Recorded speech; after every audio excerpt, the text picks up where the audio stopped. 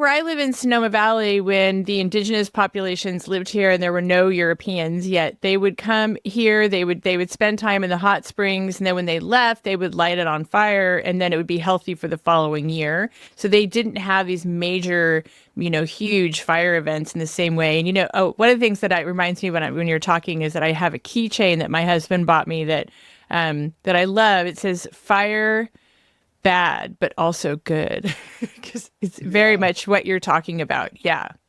Well, and it's interesting, and Margot Robbins, of course, from the Cultural Fire Management Council, She's Yurok, amazing. Indigenous fire practitioner, fire lighter. Fire just is another way of looking at it. I mean, I think a bridge is fire good, fire bad, right? Fire bad when it burns your home doesn't grow back. Fire generally, for like the systems in which I live, Western Cascade Forest, rainforest, it burns actually in really big, intense fires. That's how our systems burn where I live, right? And that's not necessarily a bad thing. It resets them to a young forest, right? And I like to liken a burned forest to like a young person. It's full of potential. It's noisy. It's sprouting up in all directions, right? It's been reset. It's at its earliest stage. It's just, again, one of those paradoxes is we love these places as we know them. We love them because they're born in disturbance, fire, flood, right? They're wild. They have a wildness to them. And I would just use that as a lowercase w, wild, right? But they're influenced by us as well. And that's what you're talking about, right? We as humans in this landscape have been lighting fires forever, and will continue to do so. There's just a paradox, right? Are they sometimes lit with intention for a good reason? Are they sometimes lit for not the right reason, carelessness? Both are true. And it's like wrestling with those paradoxes of good fire, bad fire, or just coming to a place that's like moving from a broken relationship with fire to a relationship with fire. Yep. I think is what is so inspiring about what Margot and the Cultural Fire Management Council, what they're living, what she's passing on to her grandchildren, her children and her grandchildren. Now they know a river that's undammed. They, know a landscape that they can use fire on. Can you introduce the audience, though, to what her program is, so that we can drop a link below, but they may have never heard of Margot Robbins, and she's very cool. So she does a very specific thing. Yeah. So in Northern California, there are several tribes, and one of them is the Yurok, and that's YUROK. And it's in the mid to lower Klamath, is their ancestral territory. And it's very steep country rising up from the Klamath River. And in and around their village sites and their where they live, in around a 50,000 acre area, they're doing broadcast burning. So they're burning very steep ground, not pile burning, right? But they're burning like the ground in the understory. They're doing it in tan oak stands to stimulate growth and where they collect acorns for food. They're doing it to stimulate plants like hazel, but they're also burning around houses for fire safety. They're retrofitting their houses. So fire is a tool that they use, and it's their very sort of minimum tools approach, using fire on the landscape instead of masticating or using machines.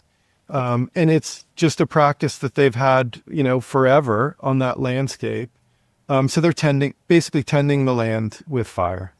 And then teaching really Western culture, how to do it and why it works, because we were prohibited for so long. Like I'm 56. And so the whole time I was growing up, all I heard was only you can prevent forest fires. And it was Smokey the Bear. And that was it, that all fire was to be suppressed and avoided at all times, which is why visually what you were talking about earlier is our visual markers for how a forest should look is wrong. It's actually much more crowded. It's got a lot of understory. I say it with lovingly, like the garbage forest, like the stuff that should have burned the understory. So when you go through a forest, you should have space between you. It shouldn't be clogged. Like a lot of our forests here some of them look much worse post 4 mega fires, like way up on the mountain tops. That looks worse. But down in the valley, it actually looks much healthier. And a lot of the places that we never treated prior to 2017, we now treat every single year. And now my eyes have adjusted. Now I understand. I don't see it as a loss anymore, but instead what it's maybe supposed to look like. It was quite an adjustment to see, though.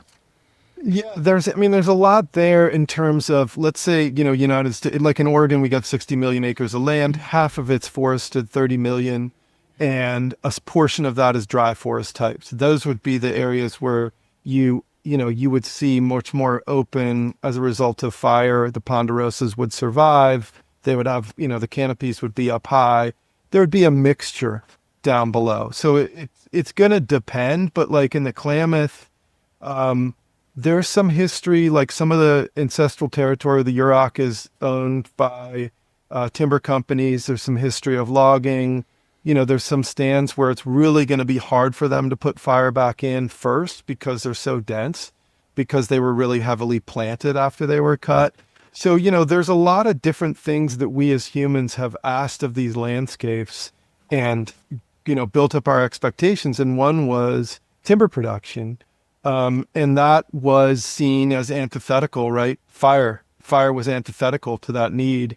And Smokey kind of delivered a message of fire bad to protect forests so they could later be cut down.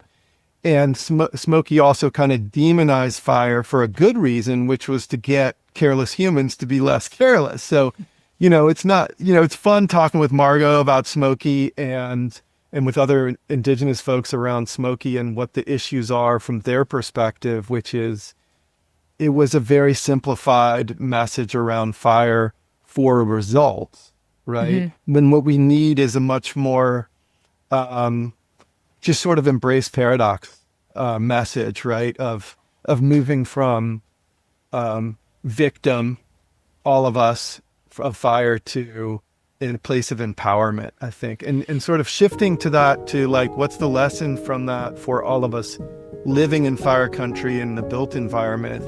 It's just been really interesting to see the parallel, right? Between how Margot and Robert and Elizabeth and the Cultural Fire Management Council view their role of like being intimate with the landscape